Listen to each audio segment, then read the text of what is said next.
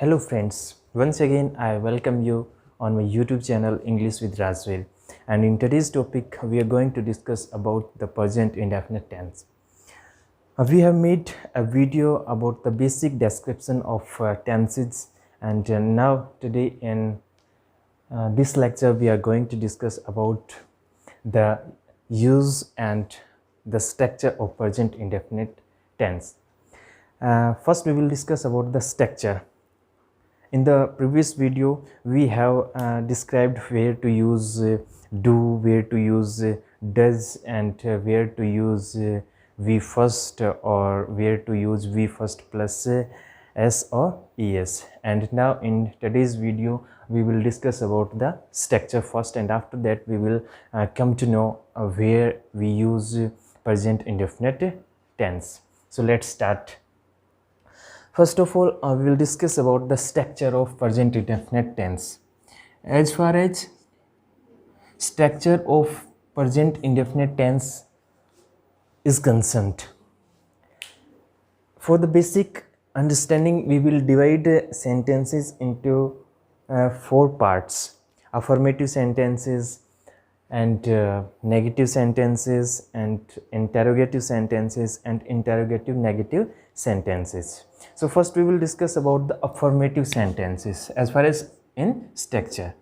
Affirmative sentences. Affirmative sentences. In affirmative sentences, first of all we are supposed to use subject, and after that we are supposed to use either we first or we first plus es or s or es plus object. Where to use we first and where to use we first plus s or es, or you can call it v5, fifth form of verb. That is first form. Either you will have to use the first form of the verb, or you have a choice to use we first, but it all depends on the subject. So if the subject is third person singular, then we are supposed to use we first plus s or es, or you can say that we will have to use we fifth, or you can call fifth form of the verb if the subject is third person singular. So let's write down a sentence. Ram plays cricket. Here in this sentence, Ram is third person singular, and that's why we have used s. If I write down they play cricket, here it is third person, but it is not singular, it is plural, and that's why I hadn't used the word s or es after play. Like the same way, if I write I play cricket, here in this sentence also I hadn't used s or es after the verb play because it is first person. So now we come to know that we are supposed to use s or es only when the subject is third person singular. If it is not third person singular, then we will not use this s or es after the verb. And the basic structure is, first we will write down the subject, that is Ram, and after that we are supposed to use we first or we first plus s or es, and after that we will use object. That is the structure of affirmative sentence.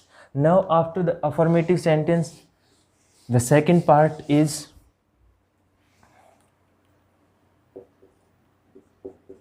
negative sentences. Negative sentences. In negative sentences, we are supposed to use subject plus do, does plus not plus we first plus object. This is the structure for negative sentences. We are supposed to use subject, and after subject we are supposed to use do. Either we will have to use do or we will have to use does. It's all depend on subject. It's all depend on subject. If subject is singular, then we are supposed to use does, and if it is plural, then we are supposed to use do. Like the same way as we have used in we first or we fifth. For example, Ram does not play cricket. Ram does not play cricket. Here Ram is subject and it is singular. Does, if in place of Ram I have written down the word they, then it is plural and I will write down they do not play cricket. They do not play cricket. So on the basis of this subject we have used this do rather than using does. So this is the basic structure of negative sentences. Subject, either we have to use do or does plus not plus we first plus a object. They do not play cricket, or you can use the contracted form of the do not, and that will become if it is doesn't, and you are supposed to use don't or doesn't. You can write down like this way: Ram doesn't play cricket, or they don't play cricket. And I suggest that rather than using this structure Ram doesn't play cricket, you are to use Ram doesn't play cricket. This is the negative structure. And in interrogative sentences, that is third type. Interrogative sentences. In interrogative sentences, you are supposed to use helping verb first and after that subject and other parts of the sentences. For example, in interrogative sentence, first we are supposed to use a helping verb, and in this tense, present indefinite tense, helping verbs are do or does, and after that you are supposed to use subject, then we first, then object, and finally you are supposed to use the sign of interrogation at the end of the sentences. Ram plays cricket, Ram doesn't play cricket. If we are to make this same sentence into interrogative sentence, then does Ram play cricket? And after that use this sign of interrogation, does Ram play cricket? And if it is plural or it is not third person singular, then we are supposed to use do. Do you play cricket? So here we have used do, and here we have used does. It all depends on the subject. If here the subject is you, second person, that's why we have used do, and here the subject is singular, third person, and that's why we have used do or does. Now when we are supposed to use do does in any sentences, then you are supposed to not to use we first plus s or es, or you can say fifth form of the verb. You are supposed only to use we first, and that's why I have used does Ram play cricket, do you play cricket. And finally, interrogative negative.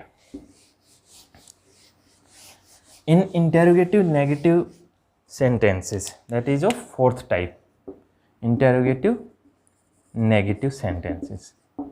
In interrogative negative sentences, you are supposed to use first helping verb plus subject plus not, because here it is also negative.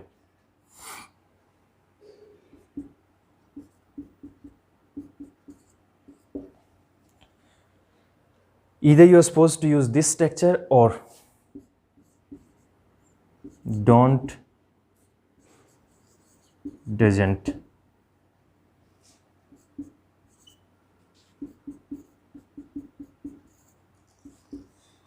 And I will suggest here to use this structure that is given here, don't or doesn't, rather than speaking do, does plus subject plus not plus we first plus object. You are to use doesn't or don't plus subject plus we first plus object. For example, doesn't Ram play cricket, or don't you play cricket. These are the structures. Rather than using this first structure, do, does plus subject plus not plus we first plus object, you should use doesn't Ram, don't you play cricket. Try to use the contracted form of this do, does plus not, doesn't or don't. This was about the structure of present indefinite tense. Now after the structure, we will discuss where we can use this present indefinite tense. So in first part, where to use present indefinite tense, use of it, you can say use of present indefinite tense. First, daily routine or habit. Daily routine, or you can call it a habit. For daily routine or habit, we are supposed to use present indefinite tense. For example, if I say I get up at 5 o'clock, then I am using we first. I get up at 5 o'clock. I get up at 5 o'clock. You will find in such a way. So you are supposed to fill the correct form of the verb. Then I get up. We will not use gets up because here this is first person. I get up at 5 o'clock. It is a habit, or you can call it is a routine. And when you find a habit or a routine, then you are supposed to use present indefinite tense. If here in this same sentence, he get up at 5 o'clock. If I write this sentence, then we are supposed to fill up here gets up. He gets up at 5 o'clock. He gets up because it is third person and singular also. Third person plus singular, and that's why we have used here gets up. So for daily routine, or you can call for habit, we use this present indefinite tense. For universal truth, we use present indefinite tense. Second is for universal truth. Universal truth. For universal truth, we use present indefinite tense. For example, the earth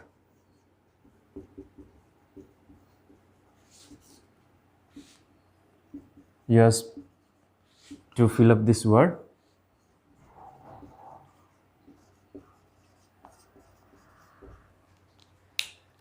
The earth blank move round the sun. Here it is third person singular, and that's why the earth moves round the sun. We have used s or es with this word move because it is universal truth. Earth moves round the sun. It is a claim, it is admitted by each and every one, and that's why it is universal truth. It cannot be denied. Earth moves round the sun. For universal truth, we use this present indefinite tense. At the same time, if we are to use this present indefinite tense and find scientific truth, then we will also use the same tense. Scientific truth. For universal truth or for scientific truth. For scientific truth,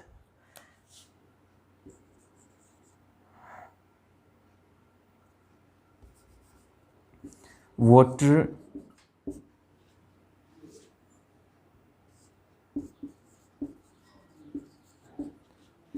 at 0 degree Celsius.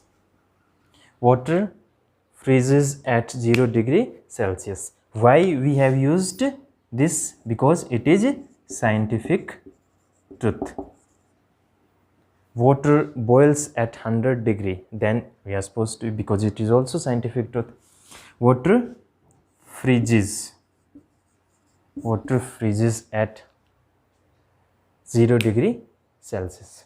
So for universal truth or for scientific truth, we use this present indefinite tense.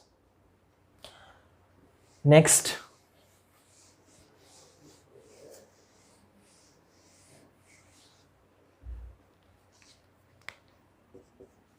to show fixed program of future.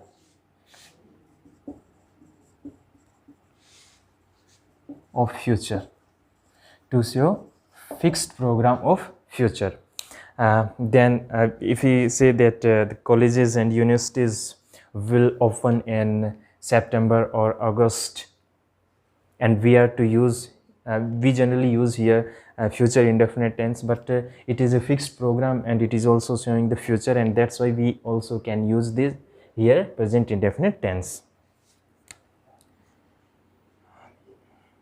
Colleges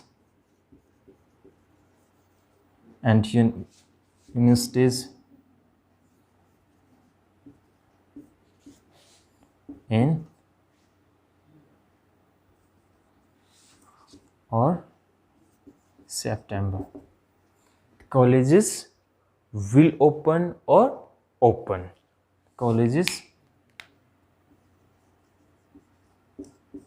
open in August or September. Prime Minister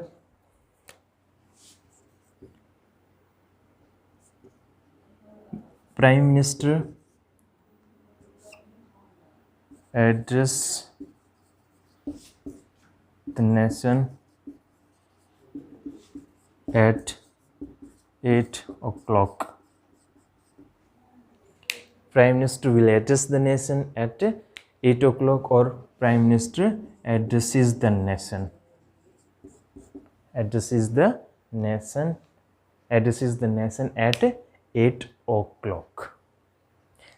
It is showing the future, and it is a fixed program, and that's why to show the fixed program of future we use present indefinite tense.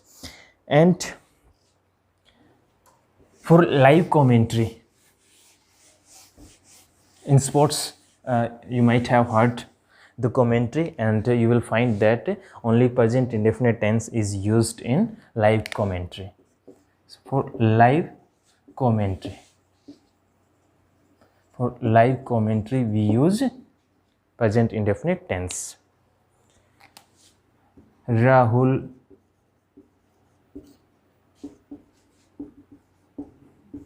the ball and it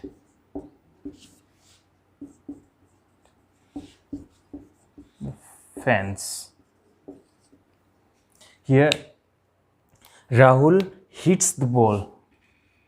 Rahul hits the ball and it crosses the boundary, and it crosses the fence, or you can say it crosses the fence. So for live commentary we use present indefinite tense.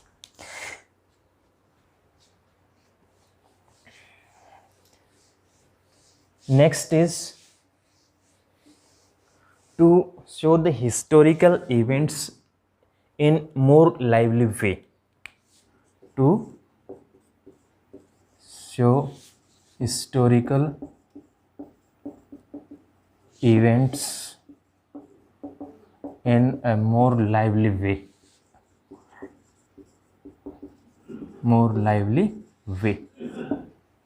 To show the historical events in a more lively way, we use present indefinite tense.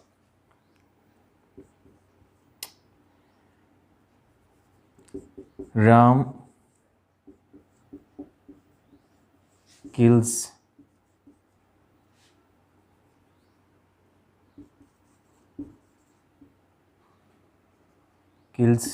Ravana. Rama kills Ravana and returns to his native place. Ram kills Ravana and returns to his native place. Here we are talking about Ramayana, and we are talking it in a more lively way.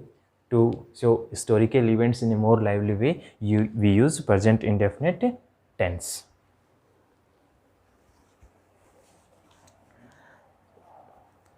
I think in present indefinite tense we have fixed all the rules, and in conditional sentences also we use present indefinite tense.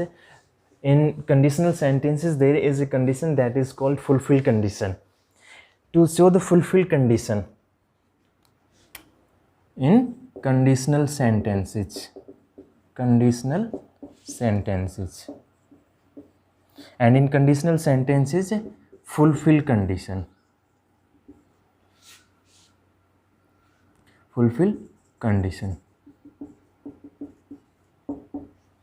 we use present indefinite tense. If you work hard, you will succeed. Here is first part and second part, that is principal clause and that is subordinate clause. So in subordinate clause we use present indefinite tense. In subordinate clause of this fulfill condition. So that's all about present indefinite tense. I hope you will understand, and grammar depends on practicing. If you practice more, you will succeed more. So do practice, and after that you will find out that such kind of questions that are asked in all competitive exams, you will surely be feel at ease while attempting all these questions. So thanks for joining me.